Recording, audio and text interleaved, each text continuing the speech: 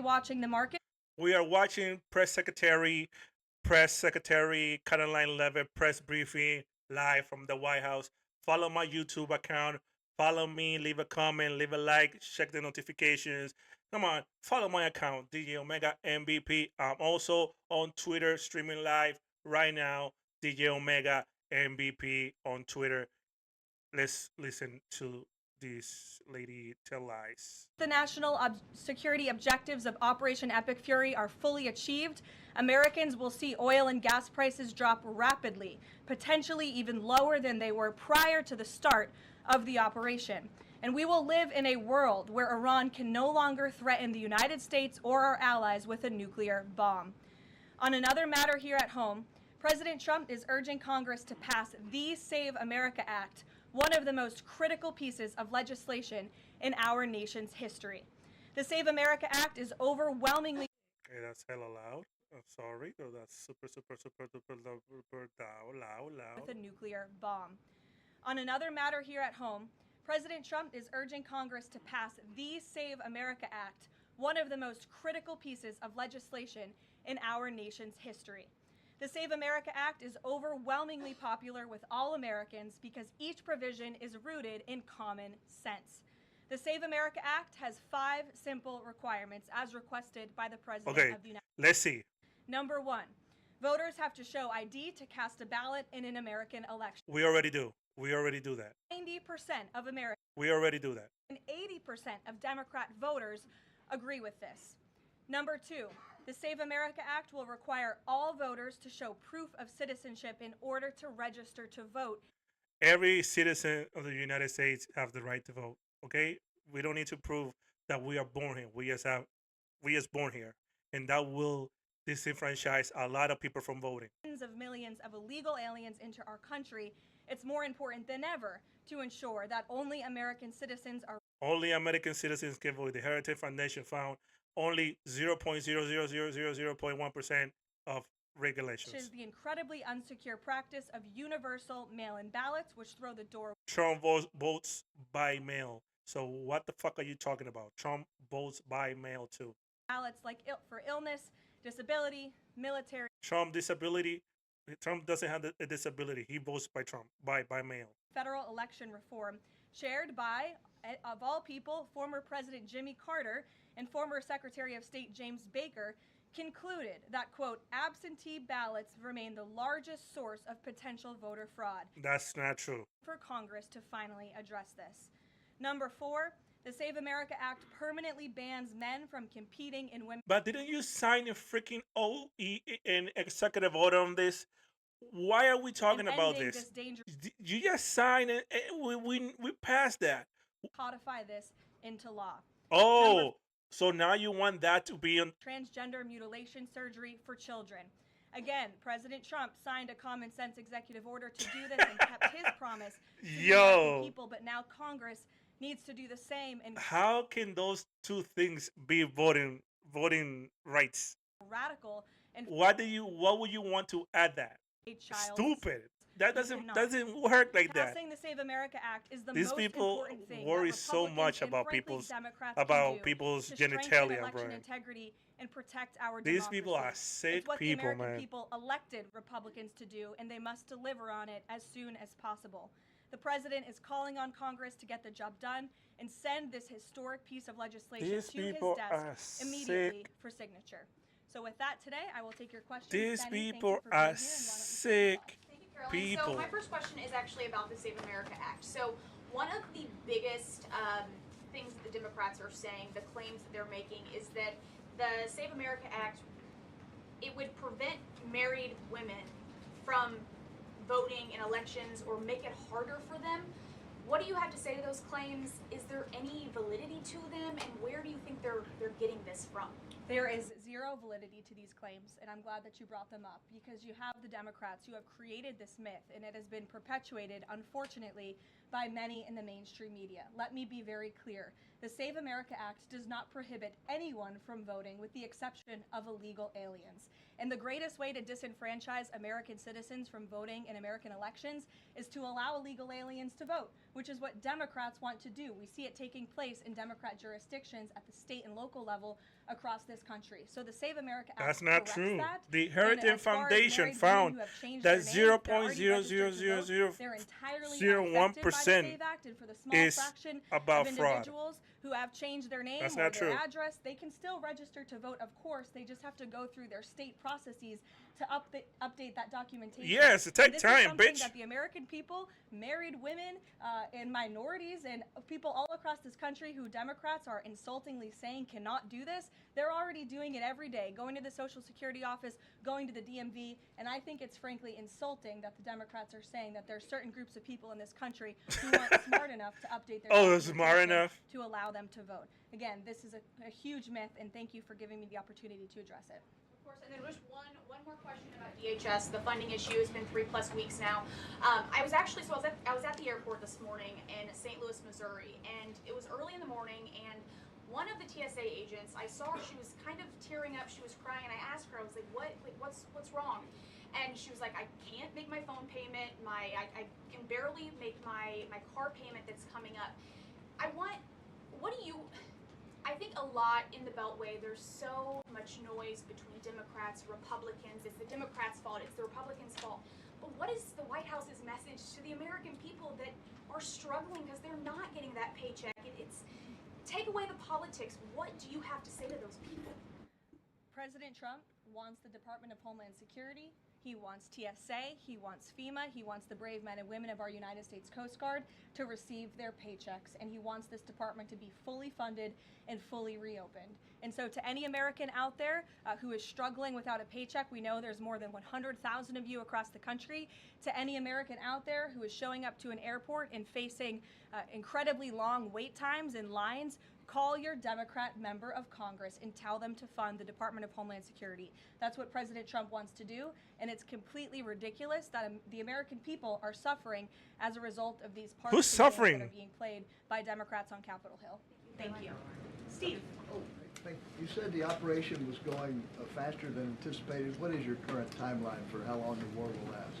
So look, as you know, Steve, the President and the U.S. military's initial timeline was about 4 to 6 weeks to achieve the full objectives of Operation Epic Fury. Again, to destroy their missiles and their ability to make them, destroy their Navy, permanently deny them nuclear weapons forever, and to, of course, weaken their evil terrorist proxies in the region.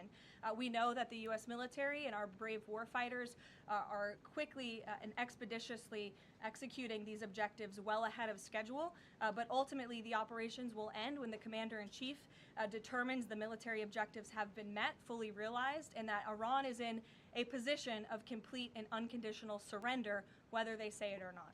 Does the President still want Iran's unconditional surrender? Well, when President Trump says that Iran is in a place of unconditional surrender, he's not claiming the Iranian regime is going to come out and say that themselves.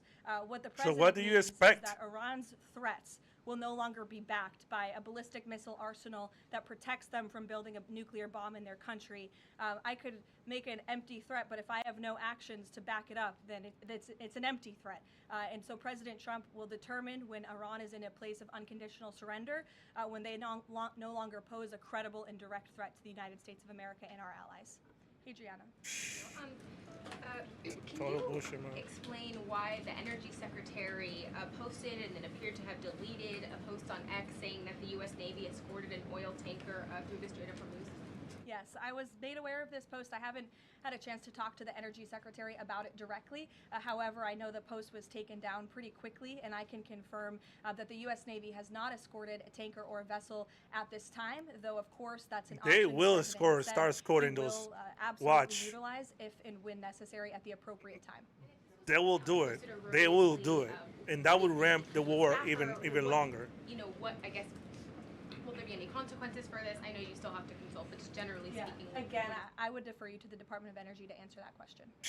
And then he would say something else. In terms of oil sanctions, the president said that there would be some sanctions. What that would be lifted? Would those be on Venezuela, Russia? Could you give some specifics there and then timing for that as well? Sure. I know it's something that the Treasury Department and the President's energy team continue to discuss, and they will ultimately consult with the President before decisions are made. I don't have any announcements on new sanctions or the lifting of new sanctions for you today. Yeah, Russia. Alex. Thank you. Reuters That would has never reported happen. that about 150 U.S. Service members have been injured so far. Can you confirm that number and elaborate on that? I can't confirm the exact number. I know it's within that ballpark, but I would defer you to the Pentagon for a specific number of wounded or injured thus far. And then secondly, if I can, I wanted to ask about, excuse me, right here. Bro, ask the question. There was a briefing on the Capitol Hill today, and some senators came out and said they were more convinced than ever that there would be U.S. boots on the ground. Senator Blumenthal said that, in fact. Your reaction to that, and Yeah, well, any you update gonna on put President boots on the Trump's ground. Now comments she's about gonna it? lie about it. Look, I would say that Democrats on Capitol Hill are clearly being quite disingenuous. I thought. I 3 told you. years ago, not a single Democrat voted for the I against told the you she was resolution gonna lie. condemning Iran as the world's leading state sponsor of terror. Yet now, with President Trump as commander-in-chief finally taking the action that so many Democrats have called on the commander-in-chief to do for many, many years to wipe out the threat of a rogue Iranian terrorist regime. Now, all of a sudden, Democrats are playing politics with this long-standing bipartisan policy of the United States, and 53 of them in the House recently voted against the resolution condemning Iran as the world's state sponsor of terror. So I wouldn't take Democrats at their word. As Ooh, for they were on the ground, there. The president has talked about this. They were repeatedly. there. Why Now, he does now, not rule now options you don't out as believe him. commander-in-chief. Now So they again, I can. would, hesitate to confirm Now they anything can that say Democrat on that. Capitol Now they Hill can. says right now Oh, about the they're president. wrong. But the assessment they John, took over you that is outlined wrong. to Fuck Steve that. the military components of what would be involved in ending this war, but it seems like there's a political component too. The president said to Fox earlier today that he doesn't believe the new Ayatollah can live in peace. He made a variety of comments suggesting that he should be involved in picking the new Iranian leader. Is the ending of this war also contingent on Iran selecting a leader that the president finds acceptable? And if so, how is that not the definition of a regime change war? Look, as President Trump has blatantly and frankly stated, it's obviously within the best interest of the United States and the West to no longer have a radical terrorist in charge of Iran, especially as we see their reaction to Operation Epic Fury. They had their missiles turned towards our Gulf and Arab partners in the region. Again, this was a regime that chanted, or still chants, death to America. We look at the way that they are holding the entire world hostage with the restricting of the free flow of energy through the Strait of Hormuz. So the president, I think, is making quite an obvious comment. Again, as for the timeline of the military operations with respect to Iran, we have objectives that we have laid out that the commander-in-chief wants to see achieved. When they are achieved, then it will ultimately be up to the president to end this operation. Okay, so I think you're not exactly addressing my question, though. Is that political objective also necessary for the president to decide? Yo, this to end press war? conference is Look, really again, bad for I her. just told you the objectives of Operation This Epic is Fury. really, When those really bad for objectives are her. met, the president will dictate the end of these operations when he deems that Iran no longer poses a credible threat to the United States of America. So when is And that? again, It's it goes just back that's to so what is that unconditional that's so surrender look blatant, like Iran open. can talk all they want, and their words We will need- be very we empty need- when we've completely annihilated their navy, as we are doing, when we've taken out the threat of their ballistic missile capability, when we can firmly, finally ensure that they can no longer make a nuclear bomb to threaten the United States and our allies and our troops in the region. And that's what President Trump is ultimately seeking to do with respect to That's this such a operation. lie. Jennifer. There was a shooting outside of a synagogue in Baltimore. Do you know if the president has been briefed on that, and do you have any more details on what You happened? know he I hasn't. don't, but we certainly will get you more details, Jennifer. And Of course, I don't know if the they don't know president's been anything briefed, but I'll check on that when I that get back happens to the in Oval the Office world after this. besides Trump. Thanks, Caroline. The president said yesterday for the first time that he had to strike Iran because he believes that Iran was going to strike U.S. targets within 7 days. And then he bumped that down later to 3 days. Where is he getting that? Well, that's not the first time the president has said that he chose to launch Operation Epic Fury because he felt as though Iran was going to strike the United States and our assets in the region first. Again, I addressed this in the last briefing. This was a feeling the president had based on facts provided to him by his top negotiators who had been engaged with the Iranian regime in a good faith effort. The Iranian regime was lying, deceiving the United States of America, clearly trying to continue their nuclear program to create a bomb that would, of course, threaten the United States of there America. were no Again, threats. their ballistic missile arsenal, they were rapidly and aggressively increasing. That's a lie. by There the were no month, threats. to a place where they would essentially build immunity for themselves, where our future president, Yeah, okay. President Trump, would not be able to launch this incredibly Shit. successful operation. And so the president, again, as I have reiterated, and he has said, was not going to sit back and allow the Iranian regime to threaten or to attack the United States of America any longer. But there are no U.S. leaders or Israeli leaders who are making those same claims. So is he making this up to justify his decision to Yes, go he's on making now? this The shit up. president is not making anything up, Nancy. He is looking at this every He is single day making based things on up intelligence, based as on he facts, goes. and based on intelligence that he himself and his negotiators have Who? have Witkoff consumed and based on Kushner? their, again, negotiations with the rogue Iranian regime over the past year. Yo, And the this- president and his this team is a tried in lying good faith fest. way to reach a diplomatic deal through peaceful means with the Iranian regime. And Iran chose this path to death and destruction. Iran wanted to attack the United States of America, and the president was not going to sit back and allow that to happen. He was not going to sit back and allow that to happen, and everyone in this room should be grateful for it. Oh, we're gonna be grateful for it. Shut up, yo. You know that's a lie. Trump doesn't care.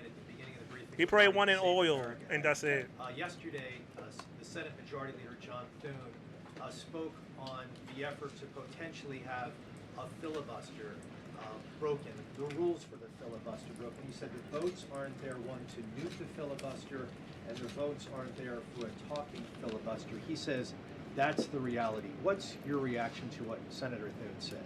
Look, I think President Trump, the urgency behind his need to pass the Save America Act and his desire to get this country-saving legislation passed has been made quite clear. He wants all options on the table, and he wants the Senate to move as quickly as possible through whatever means necessary. And then secondly, just regarding the president's trip tomorrow, looking ahead, why Ohio and why Northern Kentucky? Well, why not? These are two great states with great Americans. Just wanted to know why they were chosen. Great states with great Americans. The president will be joined by lawmakers from both states who he greatly admires and respects and supports. And he'll be meeting with business owners in both of these places and talking about the economy, which is, of course, the utmost importance to him. Caroline. Thank you. Last week, the Energy Secretary issued a waiver for India to get oil, Russian oils during this energy crisis. Yes. Have you spoken to President about it? What's the idea behind this? Have I spoken to the president about it? Yeah. Yes, I have spoken to the president about it. And the president and the Secretary of Treasury and the whole national security team came to this decision because our allies in India, as you know, Leavitt, have been good actors and have previously stopped buying sanctioned Russian oil. So as we work to appease this temporary gap of oil supply around the world because of the Iranians, we have temporarily permitted them to accept that Russian oil. And this Russian oil was already at sea. It was already out on the water. So this short-term measure, we don't believe it will provide significant financial benefit to the Russian government at this time. I have one more question about Pakistan. You know, Pakistan is a neighbor of Iran, and Pakistan is also an ally of U.S. President has been praising a lot about the field marshal. Is Pakistan providing any kind of support in this war against Iran? That I will have to check on with the Pentagon and get back to you. Sure. Thanks, Caroline. The president said yesterday that President Putin told him he wanted to be helpful in the Middle East. The Kremlin put out a statement where Putin said, quote, "I would like to reaffirm our unwavering support for Tehran and our solidarity with Iranian friends." How does the president think that Russia could be helpful, if not helping Iran? And did the president push Putin on Russia sharing intelligence with Iran in this war? The president and his special envoy Witkoff have both said that, of course, they've sent a message to Russia that if that was taking place, it's not something they would be happy with, and they hope that it is not taking place. Yeah, but as for further Trump details, is not happy with anything. That's the thing. Trump is not happy. That's the thing.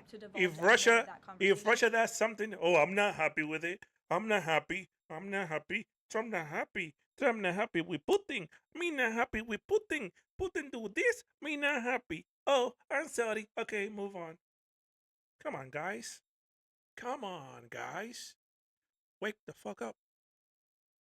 Trump doesn't give a fuck.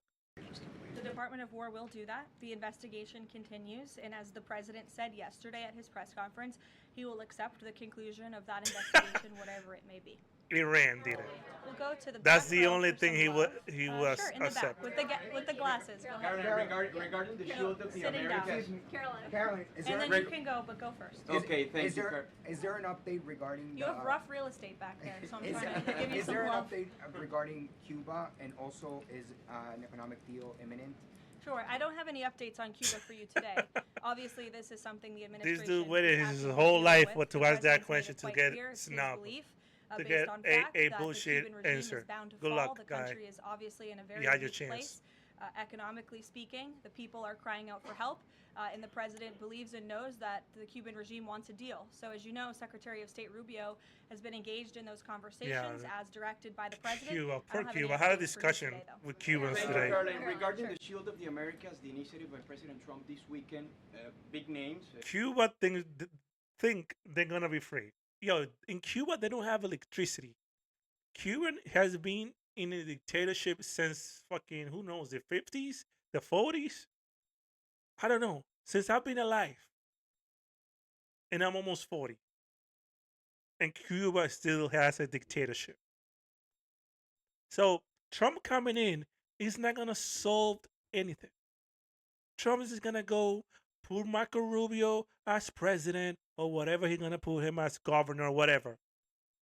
And Cuba is not going to be a free country until their own people take Cuba and do it themselves. Be independent by themselves. Take the dictatorship, but they don't have the balls because they love to be oppressed. Cubans love to be oppressed. They grew up or their whole life oppressed. That's all they know. It's like when you go to North Korea, that's all they know. In North Korea, that's all they know. They don't know what's going on the outside. But the problem with Cuba is that they know they're oppressed, but they know everything that is outside in the world. They know everything that it could be better for them, but they don't like it. They love to be oppressed. And we've just finished talking about the fact that terror has been around the world. Iran has been the nexus of that in so many ways. Has the president stated clearly to the American people why this is such an imminent threat in order for Democrats on Capitol Hill and Republicans and the American people to understand how imminent the threat was? I think he has, Kelly. I mean, you've heard from the president on an almost daily basis over the course of the past 10 days. You've heard it from me at this podium. You've heard it from the Secretary of War, the Secretary of State, the Vice President of the United States. You know, the president's top cabinet and his officials have been repeatedly explaining to the American public the threat that Iran has posed to our country in this moment, but of course, over the course of the past 47 years. And their words, again, chanting death to America, speak for themselves. Go ahead. You can follow up. Why the division within the American people? I realize that we have the people are talking about the War Powers Act. They're talking about all kinds of issues. But have people forgotten just how imminent that threat was? If they keep saying death to America and death to Israel, they mean it. Look, I don't think the American people have forgotten, but I think Democrats on Capitol Hill, they have not forgotten, but they are just so plagued with this resistance to President Trump on everything that they do that, again, they can't even rally behind the common sense, bipartisan, long-standing principle of the United States of America that Iran absolutely poses a threat to the United States, that Iran is the world's leading state sponsor of terrorism. And I think that's reflected again in their voting pattern. In 2023, every single member of the House of Representatives, with the exception of one, I believe the final vote was 412 to 1 in 2023 for a resolution. It's like the Epstein files. They were like, everybody voted to release the Epstein files, and there was only one freaking MAGA Republican cultist who didn't want that to be released. And he's from Louisiana, that crazy nuts from Louisiana. So please, give me a freaking break. Give me a freaking break. That dude needs to be checked. Whoever that person was, that did that, he's a lunatic. To America, death to Israel issue. I believe the Department of Homeland Security and the FBI have repeatedly and continuously provided updates on the threat level to the homeland. I don't want to speak on it out of turn from up here, but of course, the federal government is continuing to coordinate and partner with local law enforcement agencies across the ground to thwart potential threats to the homeland. This is something the administration obviously takes very seriously. We are thwarting threats that, frankly, most Americans don't know about because they never make headlines, but that's the great work that the Department of Homeland Security is doing, and it emphasizes and underscores the point of why Democrats need to fund and reopen fully the Department of Homeland Security right now. Daniel. School. Why did President Trump say yesterday that Iran may have Tomahawk missiles when there are only 3 other U.S. allies plus the U.S. that have those missiles and therefore could? Look, again, as the president said yesterday, he will accept the conclusion of. But why did he lie from the podium? Why did he lie from the freaking podium? Whatever he was doing, he lied. Who may be responsible? He freaking lied. Just say it. Man, they won't say it, bro. Conclusion of that investigation, the president has a right to share his opinions with the American public, but he has said he'll accept the conclusion of that investigation. And frankly, like we're we know, not going to be harassed by the New York Times, who's been putting out a lot of articles on this, making claims that have just not been verified by the Department of War, to quickly wrap up this investigation because the New York Times is calling on us to do so. Are you crying? Thank you. Are you crying, Leavitt? Are you crying? Don't cry. Does the administration have any specific concerns Sheesh, about what a potential baby. impact on Homeland Security or intelligence monitoring of sleeper cells inside the United States? And do you have any comment on the bombing, the 2 individuals that bombed New York City or tried to? Yeah, it was absolutely despicable to see that attack in New York City.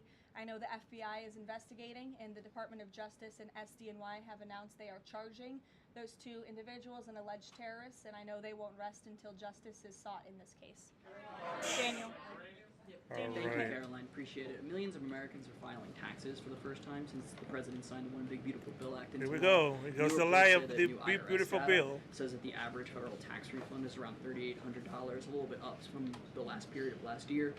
Does the president believe that the average federal tax refund increasing this year could provide a little bit more economic growth, something that he's been very focused on as the year progresses? Absolutely. And Americans are going to start benefiting from the fruits of President Trump and Republicans' labor through the passage of the One Big Beautiful Bill and these historic tax cuts. We are midway through tax season, so just to provide an update from the Treasury Department that just went out moments ago, nearly 63.5 million tax returns have been processed thus far, 45% of the anticipated total number of tax returns by April 15th, so don't forget to file your taxes, people. And the average refund this year is more than $3,700. And we know that more than 27.5 million individuals who have filed their tax returns thus far have claimed at least one of President Trump's new tax cuts. Over 3.5 million returns have claimed no tax on tips. Over 15.5 million returns have claimed no tax on overtime. Over 9.2 million returns have claimed the enhanced deduction for seniors. And over 690,000 returns have claimed no tax on car loan interest. And another amazing statistic, nearly 3.5 million Trump accounts have been opened for children in our country thus far. So we look forward to... That's totally I know the Treasury bogus. Department continues to look forward to seeing these checks go out the door and into the pockets of hardworking Americans. And the president will be meeting with them himself tomorrow on the road in both Ohio and Kentucky. And we look forward to seeing you all there. Thank you, guys. Well, that was Secretary Leavitt giving the press briefing for Tuesday, March 10th, 2026. Don't forget, follow me on my YouTube, DJOMEGAMVP. Go there, leave a follow, leave a comment. I hope I can put this on my YouTube today, and I will try to do that. So it'll probably be here on my X account.